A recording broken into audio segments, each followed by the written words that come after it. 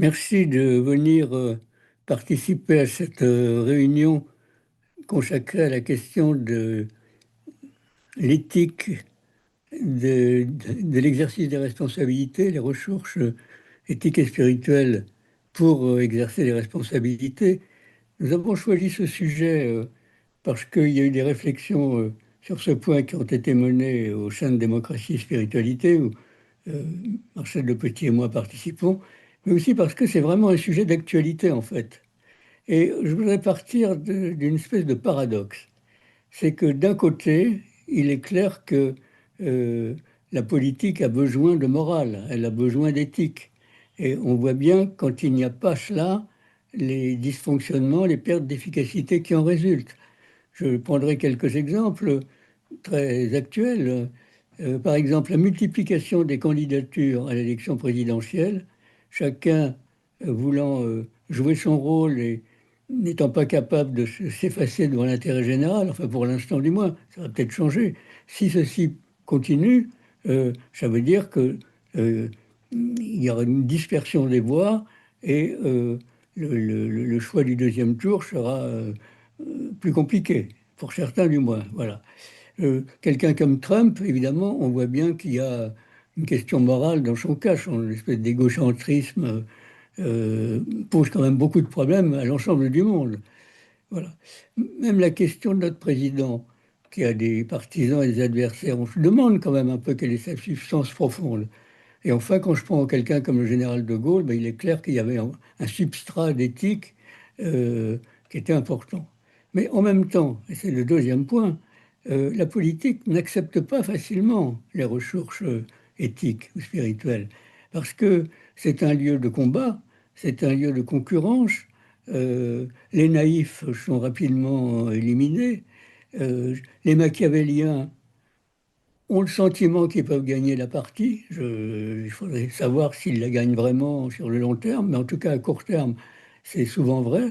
Et donc, euh, nous sommes dans cette situation où le système politique euh, a besoin de morale, mais en même temps la repousse. Et ça n'est pas seulement le système politique qui est pris dans cette tenaille. Euh, dans la vie d'entreprise, on a ça aussi. On a des grandes exhortations à la responsabilité sociale, etc., et puis des contradictions. Dans la vie associative, on pourrait le dire aussi, et dans nos vies familiales, on pourrait aussi le dire. Donc, nous nous sommes dit, en tout cas pour le domaine des responsables de grandes structures, comment sortir de cette contradiction. Et dans ce petit groupe de travail qui n'avait pas pour but de faire un livre au départ, qui s'était créé à Démocratie et Spiritualité pour regarder ce sujet, eh ben, nous avons fait un questionnaire dont Marcel Le Petit va maintenant vous parler. Effectivement, on a mené une enquête qualitative auprès d'une trentaine de responsables politiques, syndicaux, associatifs, de fonctionnaires et de dirigeants d'entreprises pour repartir du terrain, repartir de l'expérience. Et donc, on avait une douzaine de questions. On voici quelques-unes de notre questionnaire. En quoi votre responsabilité représente-t-elle ou est-elle représentée, hein, pour ceux qui sont à la retraite aujourd'hui, une certaine forme de pouvoir? L'avez-vous souhaité ou recherché? Autre question, l'exercice du pouvoir comporte-t-il pour vous une dimension spirituelle ou morale?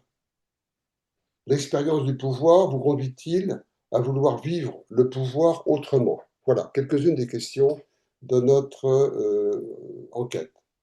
Alors, ce qui est frappant, c'est l'ambivalence des répondants et de leurs réponses.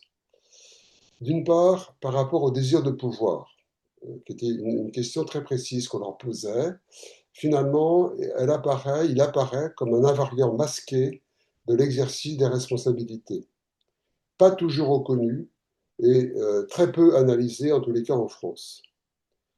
L'exercice du pouvoir exige, autre réponse, beaucoup de soi-même, d'abord en temps et en disponibilité, en sacrifiant souvent une partie de sa vie personnelle et familiale.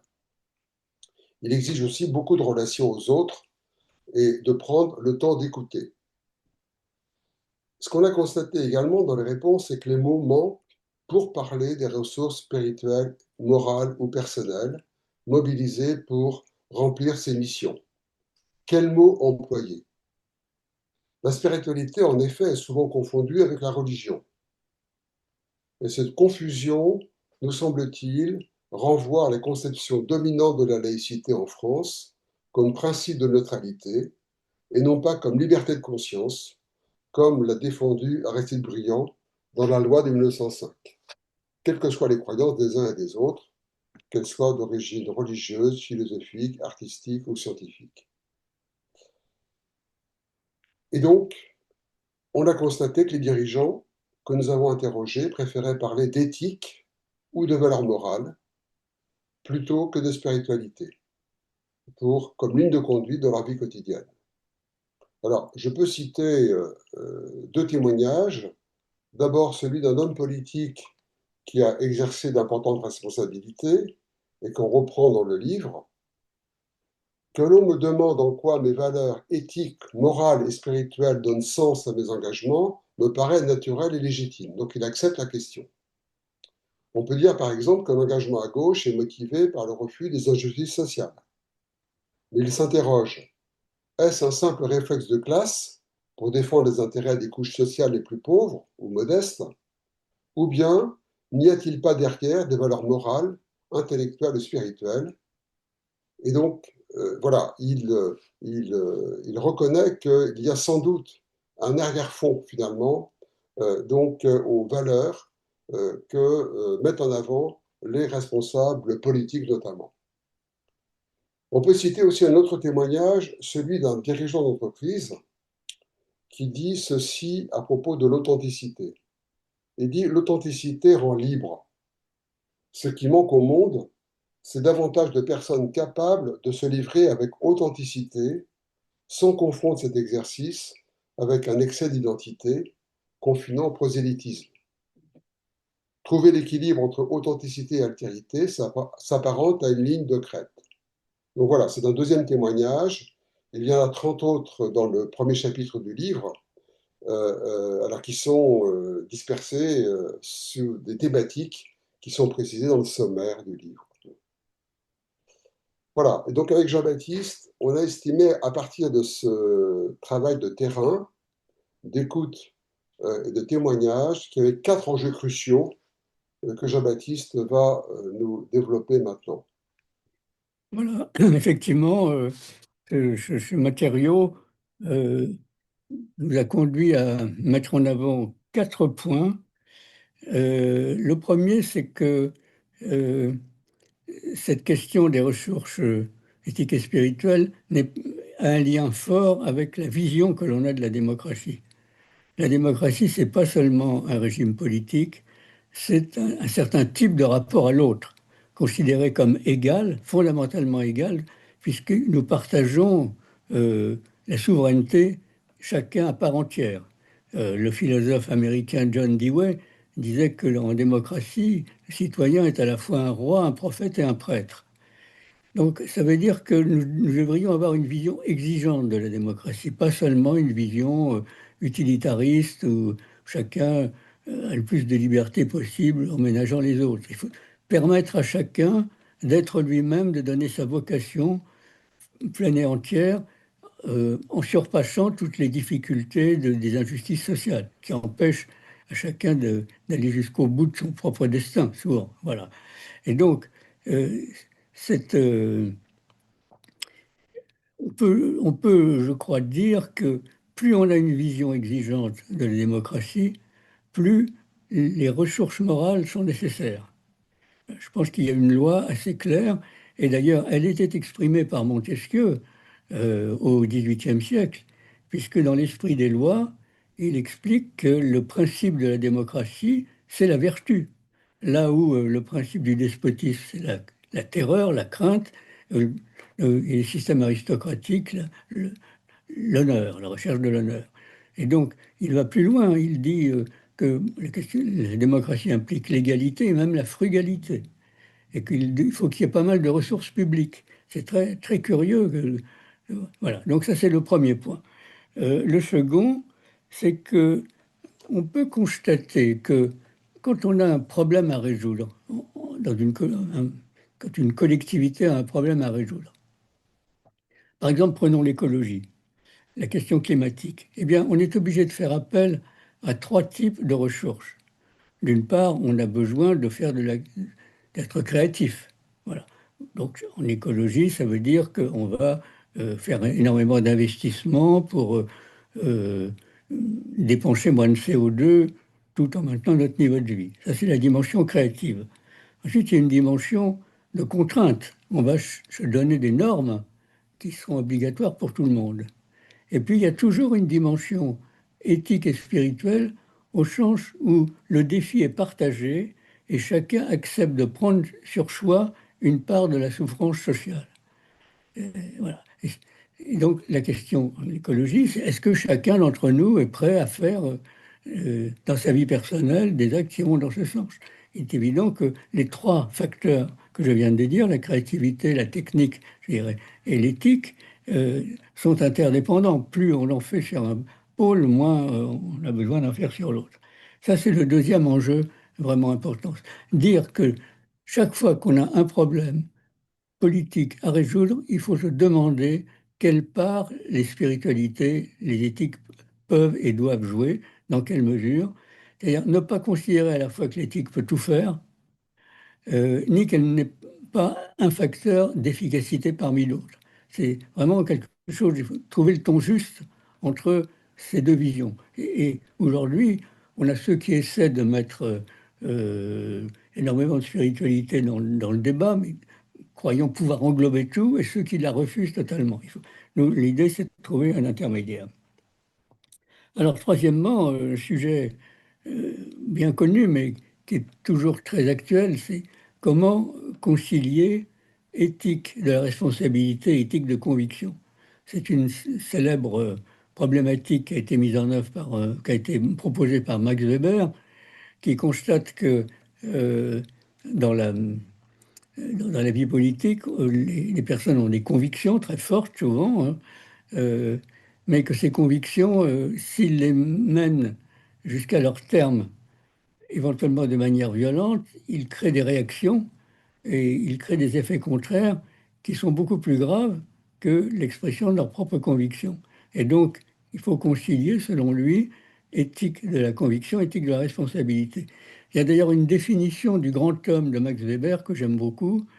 Il dit qu'un grand homme, et nous sommes tous amenés à être des grands hommes, des grandes femmes, chacun à notre niveau. Il faut avoir une passion, la cause ou le démon qui l'habite. Une passion, cause ou le démon qui l'habite. Deuxièmement, le coup d'œil et la distance pour mener l'action. L'action implique un coup d'œil et de la distance.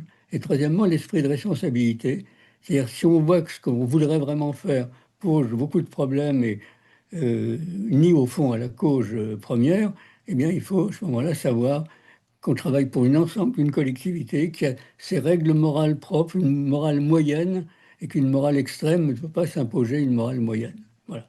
Donc ça, c'est un point important. Euh, dans la vie courante, nous sommes tentés soit de suivre le mouvement, parce qu'on a du mal à changer les choses, euh, et donc là, on est dans la responsabilité au sens banal du terme, on change, soit à forcer nos convictions au-delà de ce qui est possible. Donc voilà, cet équilibre entre conviction et responsabilité est vraiment essentiel. Ensuite, le troisième enjeu qui nous est apparu important, c'est quand même c'est une cohérence morale entre les fins et les moyens. Voilà. On ne peut pas, quand on a des intentions morales élevées, euh, faire n'importe quoi pour les mettre en œuvre. C'est un problème qui n'est pas si simple que ça. Donc c'est un travail permanent pour essayer de trouver le bon équilibre.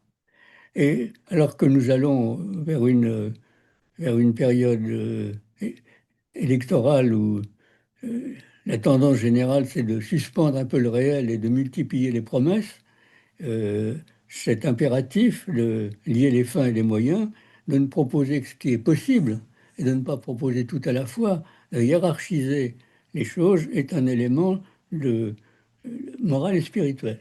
Voilà. Et le quatrième point, c'est euh, Voilà, c'est ne pas. Je l'ai traité. Je l'ai traité en disant que euh, voilà, il ne fallait pas promettre plus que on pouvait tenir. euh, et la concurrence conduit quelquefois à promettre plus qu'on peut tenir. Voilà. Alors, à partir de ces quatre constatations, nous avons été amenés à essayer de développer des préconisations. Parce que nous avons analysé le terrain, on en tire un certain nombre d'enjeux. Maintenant, qu'est-ce qu'on peut préconiser pour essayer d'évoluer dans la bonne direction? Et donc là, nous avons défini cinq repères, cinq préconisations qu'on va dérouler devant vous. Et le premier, c'est d'affronter le réel sans déni, sans mettre les difficultés sous le tapis, euh, en montrant les problèmes comme ils sont, quelquefois en mettant en avant des problèmes qui ne sont pas posés, mais en le faisant de manière accessible et compréhensible.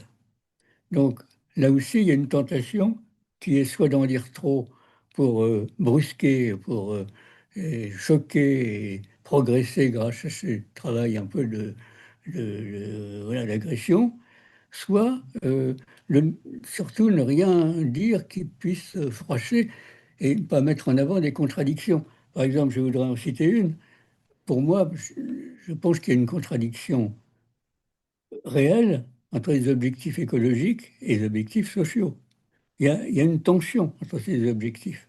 Le- le- la lutte contre le changement climatique implique des ressources financières importantes et ces ressources ne sont plus disponibles pour les questions sociales qui en a besoin aussi. Bon, et puis on voit que les normes en matière de logement rendent plus difficile l'accès au logement d'autres personnes. Donc ça, c'est vraiment un problème très important que les contradictions du réel ne soient pas esquivées. Et alors, on a ensuite un deuxième point que je vais laisser Marcel développer, qui est la question du désir mimétique, de sa violence et du fait qu'il faut le prendre en considération. Marcel? Oui, oui. En effet, à partir du moment où une société a besoin d'institutions pour se gouverner, la conquête du pouvoir nourrit toujours des ambitions qui cherchent à s'imposer au détriment de d'autres ambitions portées par des personnes ou même des amis qui deviennent alors des adversaires, voire des ennemis. Et donc, on pense qu'il faut vraiment prendre conscience de la violence potentielle du désir mimétique, qui a été si bien analysé par René Girard dans ses nombreux livres pendant ses 50 ans de carrière. Ça, c'est le deuxième repère, prendre conscience du désir mimétique, comment ça fonctionne. Puis on le voit bien pour la présidentielle. Hein, accéder au pouvoir number one, je dirais en France, c'est la fonction du président de la République. Et là, il y a une multiplication effectivement de candidatures. Troisième repère en matière de ressources spirituelles et morales, c'est l'importance du travail sur soi, le travail sur soi-même. Qu'on soit responsable associatif, syndicaux ou d'entreprise, les responsables sont confrontés à des difficultés particulières. D'abord, la question du temps disponible. Compte tenu de toutes les tâches à accomplir, des décisions à prendre, des dilemmes devant lesquels il s'est souvent placé, donc la question du temps disponible. Et donc, face à ce risque d'envahissement par les ordres du jour, par l'emploi du temps, et le risque donc d'appauvrissement finalement de soi-même, il est donc essentiel que les responsables prennent régulièrement des temps de pause. Alors, on va développer un peu ce point en deux temps avec Jean-Baptiste. Des temps de pause d'abord pour réfléchir au sens de son action, à l'équilibre de ses missions, de ses différentes missions. C'était d'ailleurs le premier des 32 engagements du pacte civique lors de son lancement en 2011, mais aussi des temps de pause pour réfléchir au maintien de son équilibre de vie entre les différentes responsabilités à assumer, qu'elles soient publiques et privées, et notamment familiales. Donc, comment maintenir son équilibre de vie entre les différentes dimensions de ses missions, de ses responsabilités. Alors, Jean-Baptiste va creuser un peu la question des moments de pause. Quelles pourraient être les finalités de ces moments de pause? Voilà. Effectivement, lorsque nous avons lancé le Pacte civique en 2011, nous avions 32 engagements à l'époque, et le premier engagement, c'était prendre des temps de pause pour réfléchir à son action et à l'équilibre de ses responsabilités, au sens de son action et l'équilibre de ses responsabilités. Alors, il y a une double fonction dans cette affaire. Euh, il y a une fonction de garder en permanence une distance critique vis-à-vis de soi-même, d'échapper à l'adrénaline de l'action permanente, euh, de façon à se mettre en retrait pour faire face aux moments difficiles qui sont fréquents dans l'exercice des responsabilités, aussi bien qu'aux moments un peu d'enthousiasme ou d'ivresse que une certaine vision du pouvoir, une certaine pratique du pouvoir peut aussi donner. Donc, une première fonction de temps de pause, c'est la distance critique. Mais il y en a un second qui est moins souvent analysé et qui est pourtant très important, c'est la question du désir de pouvoir. Je pense que chacun d'entre nous a au fond de lui-même un désir de pouvoir. Alors, un désir de pouvoir qui est légitime dans la mesure où on ne veut pas être dépendant d'autrui, ne pas être dominé, ça c'est logique. Désir de pouvoir qui est légitime lorsqu'il s'agit de le mettre au service d'une cause, d'un service qu'on veut donner à la société, qu'on veut apporter à la société, mais qui peut aussi devenir une fin en soi, une espèce de manière d'être au-dessus des autres, d'être vu par les autres comme au-dessus, enfin, et donc une espèce de jouissance et de désir particulier qui, qui chemine assez facilement euh, chez les uns et les autres, et qui devient donc une source de difficultés pour l'ensemble de la société. Parce qu'à ce moment-là, le pouvoir n'est plus exercé euh, pour une conviction, mais uniquement pour se maintenir lui-même. Et donc, nous avons tous à régler ce problème de notre rapport avec le désir de pouvoir et faire en sorte que ce désir de pouvoir reste légitime et ne déborde pas le sens qu'il s'est donné. Or, c'est là qu'on retrouve d'ailleurs l'équilibre entre responsabilité et conviction. À partir de quand peut-on considérer que les compromis qu'implique l'action deviennent des compromissions? Voilà. Donc, cette question du désir de pouvoir, elle est très peu analysée en sciences politiques. On a beaucoup travaillé en sciences politiques sur l'équilibre des pouvoirs, mais comme la politique ne s'intéresse pas assez à l'intériorité, alors que l'intériorité a un rôle à jouer en politique aussi, eh bien cette question du désir de pouvoir très intérieur n'est pas mise en valeur et on ne travaille pas dessus. Je pense que ça éviterait beaucoup de problèmes si on arrivait à travailler, simplement arriver à travailler dessus. Alors, ceci nous mène à une quatrième préconisation. Euh, une fois ce cheminement intérieur accepté, mis en ordre, organisé par des règles de vie, un peu des pratiques de vie, des temps de pause qui impliquent un effort particulier, ça ne suffit pas, il faut s'ouvrir vers l'extérieur en même temps. Marcel? Oui, et pour s'ouvrir à l'extérieur, de façon à ce que le pouvoir se transforme finalement d'un pouvoir sur les autres, d'un pouvoir sur les organisations, en un pouvoir de servir, et donc un pouvoir au service de. Et donc ce retournement suppose effectivement un travail personnel, un travail sur soi et un cheminement intérieur, mais qui doit concorder avec une réelle ouverture sur l'extérieur. Ne pas rester seul, savoir s'entourer de quelques personnes de confiance, désintéressées, discrètes, lorsqu'on est au plus haut sommet du pouvoir. susceptibles d'aider à surmonter les inévitables dilemmes de l'action. Les dilemmes de l'action de façon à dialoguer de manière critique sur la façon dont les missions sont exercées. Et ça peut se faire dans un cercle de personnes de confiance qu'on rencontre régulièrement. Alors, vous savez, vous vous souvenez que les rois, ils savaient qu'ils avaient besoin de ceux qu'on nommait alors les fous du roi.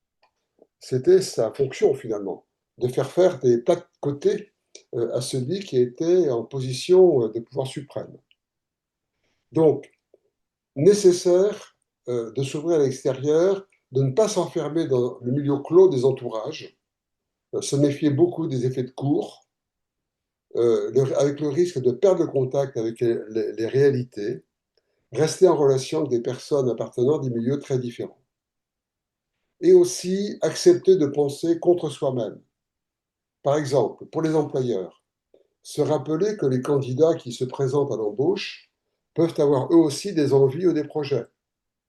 C'est le sens d'ailleurs de la pièce de théâtre qu'a conçue le Pacte civique avec une troupe de comédiens, un employé nommé Désir, qui a circulé depuis déjà 3 ou 4 ans dans des dizaines d'endroits, dans des entreprises notamment, au moment finalement des démarches d'embauche. Enfin, dernier repère, tout responsable doit se rappeler qu'il devra un jour ou l'autre quitter le pouvoir. Quitter le pouvoir. Soit de manière volontaire, pour rester fidèle à ses convictions, soit poussé par les circonstances ou les rapports de force. Et donc, au moment de quitter le pouvoir, il doit pouvoir se poser les questions suivantes.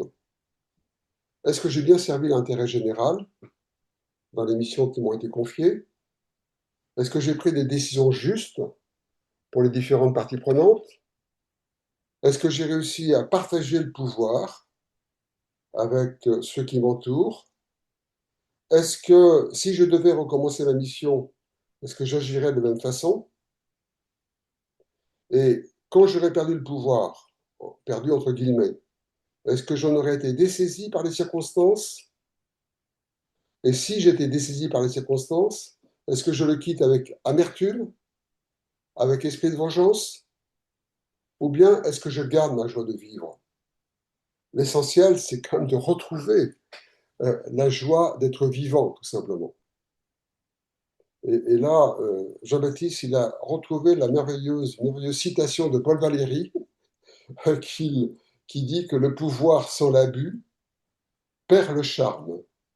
Le pouvoir sans l'abus perd le charme. Donc ça veut dire que le pouvoir avec modération doit garder le charme de la vie. Voilà, ça c'était, on en a fini, je crois, pour l'exposé initial. Maintenant, nous sommes à l'écoute des observations et des questions.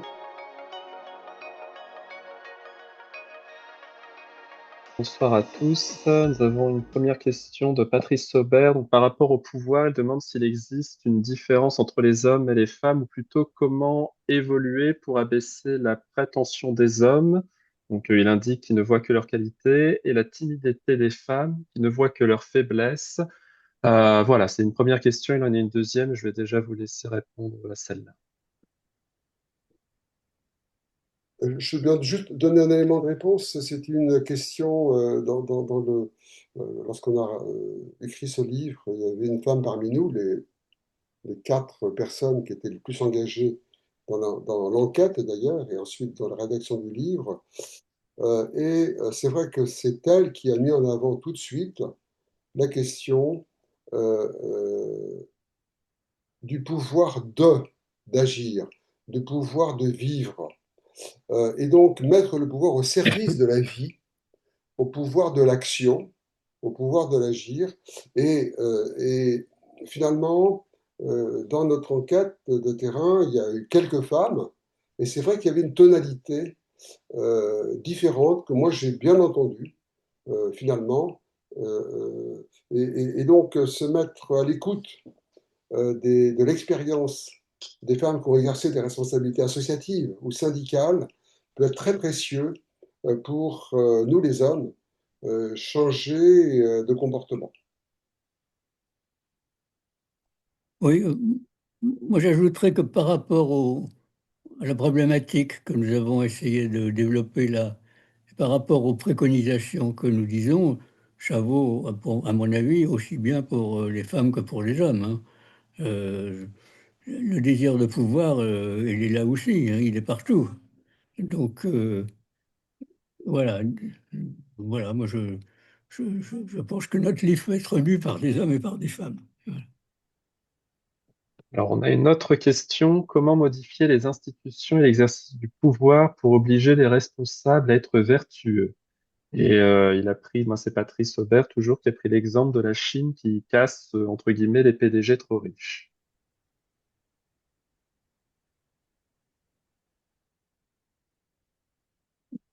Bah, modifier les institutions, si je pense, alors, la Chine, c'est quand même très curieux, c'est que Xi, il utilise énormément l'arme, l'accusation de corruption pour régénérer et changer les élites, en tous les cas du Parti communiste chinois. Bon, je ne suis pas sûr que ce soit une bonne méthode.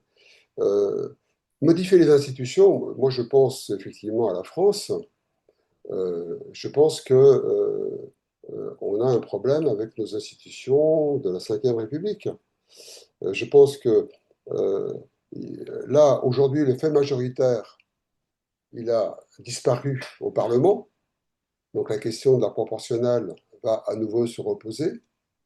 La question de la euh, distinction des pouvoirs entre le président de la République et le Premier ministre dit la Constitution gouverne, mais là, on n'est sans doute pas assez précis par rapport au président de la République. Alors, c'est toujours finalement dans des situations, dans des circonstances, je pense tout simplement aux périodes où on a vu Mitterrand avoir comme Premier ministre Chirac, ou avoir Chirac avoir comme Premier ministre Jospin, qui a obligé finalement à respecter mieux les règles de la Constitution de la Ve République.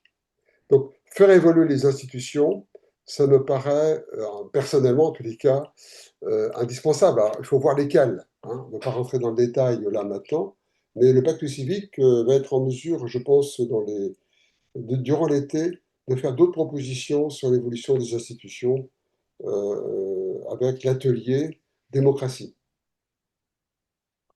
Oui, moi je pense que les institutions ont un rôle à jouer effectivement pour engendrer une certaine morale collective ou au contraire pour la détériorer. Je prendrai deux exemples. Effectivement, je pense que les équilibres qui étaient prévus au départ pour la Ve République, avec un président arbitre élu pour 7 ans et un Premier ministre qui gouvernait, c'est un équilibre meilleur que celui qui est arrivé avec l'élection du président pour 5 ans, qui devient du coup l'enjeu principal et focalise trop les choses sur l'élection et du coup crée toute une série de, de mécanismes pervers, au fond. Voilà. Et inversement, j'ai été toujours frappé par des coups de génie institutionnels dans le passé. Par exemple, quand les États-Unis se sont créés, est-ce que vous demandez de demander pourquoi les États, aujourd'hui, les 49 ou 50 États, ils avaient la même taille? C'est pas parce qu'on a décidé à l'avance qu'ils avaient la même taille. C'est parce que je crois que c'est Jefferson qui a dit, dès lors que vous aurez 2 millions de personnes, vous vous constituez en État. Ça, c'est un trait de génie. Sinon, il y aurait eu les États se seraient battus pour ce temps. Et inversement, les Anglais. Euh, Pourquoi les Anglais, il n'y a pas eu de problème de féodalisme comme chez nous? On avait quand même la Bourgogne contre l'Aquitaine. Voilà.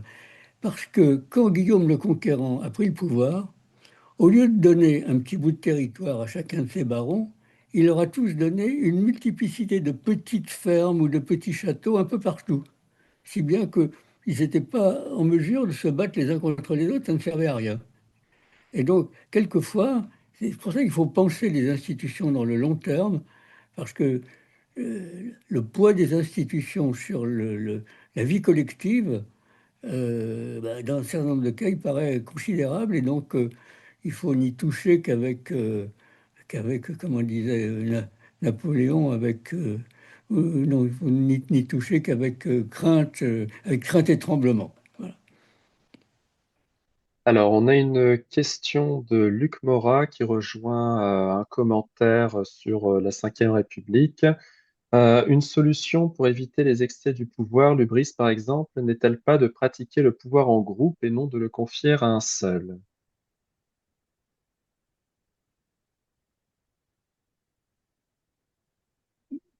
Oui, mais bon, je pense qu'il y a une dimension collective dans l'exercice du pouvoir quand même, hein. Un gouvernement, c'est quand même un gouvernement, même s'il y a un chef. Euh, euh,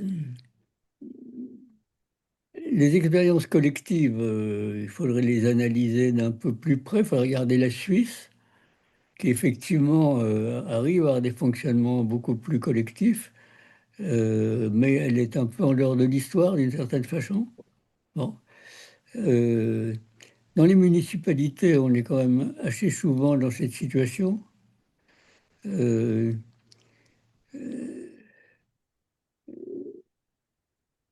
Ce qui est peut-être important, c'est que le pouvoir soit exercé en liaison avec le collectif, c'est-à-dire en écoutant, en mettant en place des systèmes de démocratie participative, comme on cherche à le faire.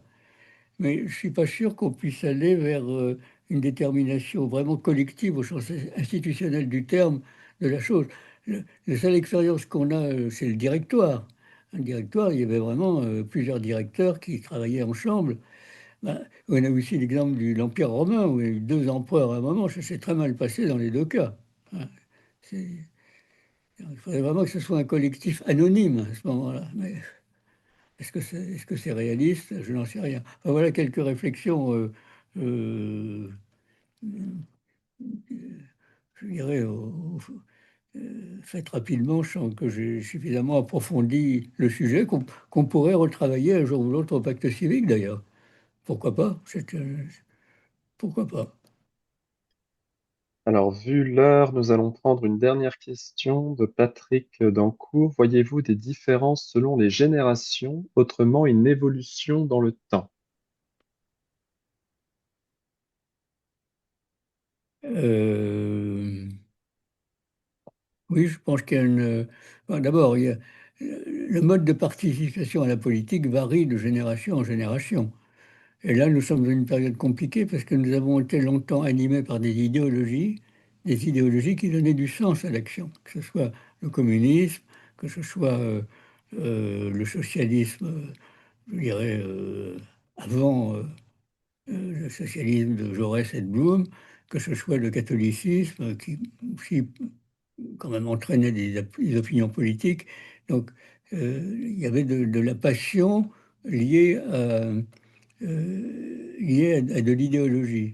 Aujourd'hui, on est dans une situation très différente où il n'y a pas de vraie idéologie, sinon le marché avec un peu plus ou moins de social, euh, et où on sent que les jeunes n'ont pas le même rapport que nous. Je pense qu'ils sont moins tournés vers les élections, plus dans des actions concrètes pour mettre en œuvre concrètement des actions qui sont au service de la démocratie. Ils sont moins politiques, mais enfin, ça peut changer. On voit que quand même, il y a pas mal de jeunes qui sont dans les partis extrêmes. Les jeunes ont toujours été tentés par certains radicalismes.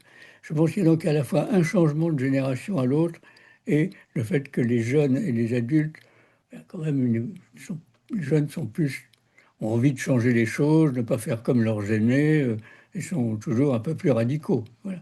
Mais aujourd'hui, je pense qu'il y a beaucoup de jeunes qui prennent des risques pour professionnels ou euh, pour avoir des activités qui ont du sens. Et que ça, c'est très prometteur pour la suite. Il est clair que la question de l'environnement les préoccupe beaucoup. C'est très prometteur pour la suite. Voilà, je sais pas, Marcel, comment tu vois la chose. toi qui as une famille plus nombreuse que la mienne. Oui, oui, non, moi j'ai envie de dire deux choses. Euh, c'est que d'une part, je prends l'exemple de Macron, à peine 40 ans, élu président de la République. Et parce qu'il a fait un constat à partir de 2015-2016 sur le fait qu'il y avait une espèce de décrédibilisation de la droite de gouvernement comme de la gauche de gouvernement. Et donc, c'est bien, et personne n'avait vraiment posé ce diagnostic-là. Et il s'est engouffré dans cette brèche-là. Bon. Et ce qui donne lieu d'ailleurs à des candidats souvent plus jeunes. Mais d'une manière plus générale, j'ai envie, pour terminer, de dire, de reprendre un propos d'Edgar Morin lorsqu'il voit l'état du monde, lorsqu'il voyait l'état du monde actuel. Il parlait finalement, il disait que son espérance, c'était dans la jeunesse. Il constatait qu'à plusieurs reprises dans l'histoire, les jeunes ont réussi finalement à faire bouger la société. Bon, il pensait forcément à 1968, mais je pense aujourd'hui aussi de manière assez concrète dans certaines situations comme que rencontre le pacte civique, par exemple dans l'Ariège, avec le pacte civique occitan, ce sont des jeunes, des quadragénaires qui ont créé en milieu rural une conciergerie rurale qui permet de discuter avec les paysans du coin et de faire de la coopération et des échanges, qui sont aujourd'hui, je pense aussi au travail qui a été fait à Démocratie et Spiritualité avec un groupe de jeunes donc depuis 3 à 4 ans, qui sont finalement plus radicaux dans leur espoir, dans leur désir, dans la manière de faire. Et je pense qu'on a besoin de se laisser, dans notre génération, se faire bousculer par ces nouvelles générations-là. Voilà ce que j'ai envie de dire pour répondre à cette question. Je voudrais compléter sur un sujet, avant de présenter un peu ce qu'on a voulu faire, sur un sujet qui me tient à cœur et qui découle un peu de ce que vous avez dit tous les deux.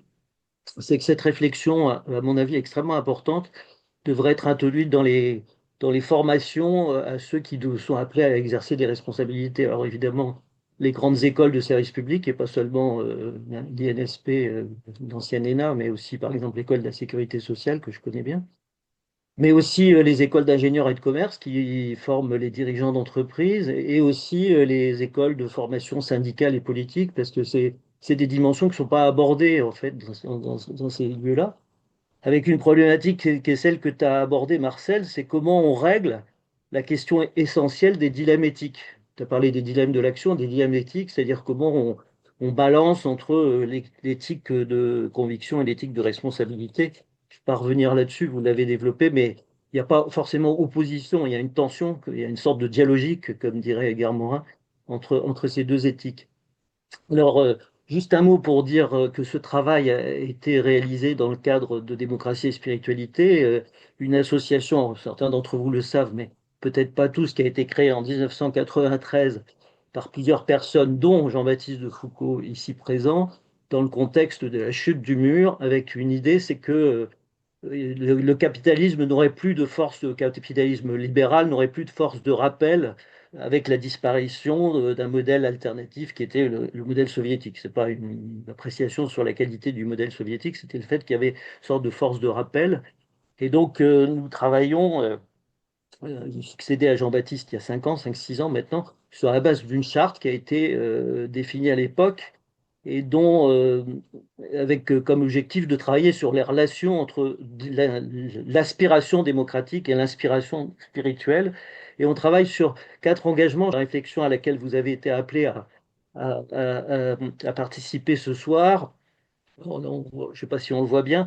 Le premier engagement, c'est un engagement d'intériorité, parce que la spiritualité, c'est d'abord une dimension intérieure. Et vous l'avez évoqué tous les deux en disant il y a une nécessité d'un travail sur soi. Le deuxième engagement, c'est un engagement d'interconvictionnalité. C'est un peu un barbarisme, mais c'est très important.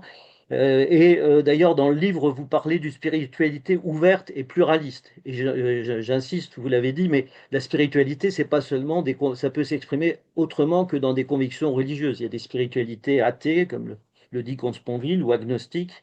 Et puis il y a d'autres formes de spiritualité religieuse que celle qui est dominante en France avec le christianisme ou le catholicisme. Le troisième engagement, c'est d'élaborer des propositions, c'est-à-dire c'est un rôle de laboratoire d'idées. Et le quatrième, c'est de déboucher sur l'action. Et ce qui est important, c'est de voir que c'est sur la base de ces 2 derniers engagements que Démocratie et Spiritualité a participé avec la Vie Nouvelle et Poursuivre à la création du pacte civique. Il y a maintenant une douzaine d'années, on voit l'interaction qu'il y a entre les deux. Pour ce qui concerne démocratie et spiritualité, nous avons abordé un certain nombre de sujets au cours des dernières années qui ont fait l'objet de publications dans une collection créée avec les éditions de l'Atelier. L'ouvrage dont on a parlé ce soir est le quatrième de la collection. Je vais rappeler quand même les 3 premiers parce qu'ils sont illustratifs aussi de ce qu'on a essayé d'engager comme chantier. Le premier s'appelle Des raisons d'espérer, c'est comment la spiritualité permet d'affronter les défis du monde contemporain. Le deuxième s'appelle Dialoguer avec la Terre, c'est comment préserver notre maison commune, l'habitabilité de la Terre. Le troisième, c'est Laïcité et spiritualité. Marcel a participé aussi à la coordination, à l'élaboration de ce livre. C'est comment essayer de trouver, tu l'as évoqué Marcel, en disant les risques de dérive dans un sens ou dans l'autre, d'ailleurs, d'essayer de trouver cette ligne de crête de la laïcité. Et puis le dernier, donc logique de pouvoir et éthique. Je vais pas le commenter davantage que ça n'a été fait, mais juste vous inciter à l'acheter parce qu'il y a beaucoup plus de choses que ce qui a été évoqué en 45 minutes. Cette collection a été suspendue, mais nous avons maintenant, parce que les éditions de l'Atelier, comme toutes les éditeurs ont eu quelques difficultés, et nous avons 2 projets et qui sont sur la question de l'hospitalité, reprendre la question migratoire, mais sous l'angle d'une valeur essentielle qui est celle de l'hospitalité, et un autre plus lointain sur la prospective des spiritualités à travers un chantier qui est en cours avec le Forum 104. Pour conclure, en fait, à travers ces exemples, et notamment le livre qui a été présenté ce soir, le rôle de démocratie et spiritualité est moins de travailler sur les politiques publiques, ce qui est le rôle du pacte civique. C'est pour ça que nous sommes partie prenante du pacte civique. Donc moins de travailler sur les politiques publiques que de travailler sur ce qui inspire les politiques publiques, quelles sont les valeurs, quelles sont les éthiques, quelle est la spiritualité. Et c'est parfois la source, c'est pour un certain nombre d'entre nous la source de l'éthique. Quelle est la spiritualité, les références spirituelles qui peuvent inspirer l'élaboration des politiques publiques et le débat démocratique.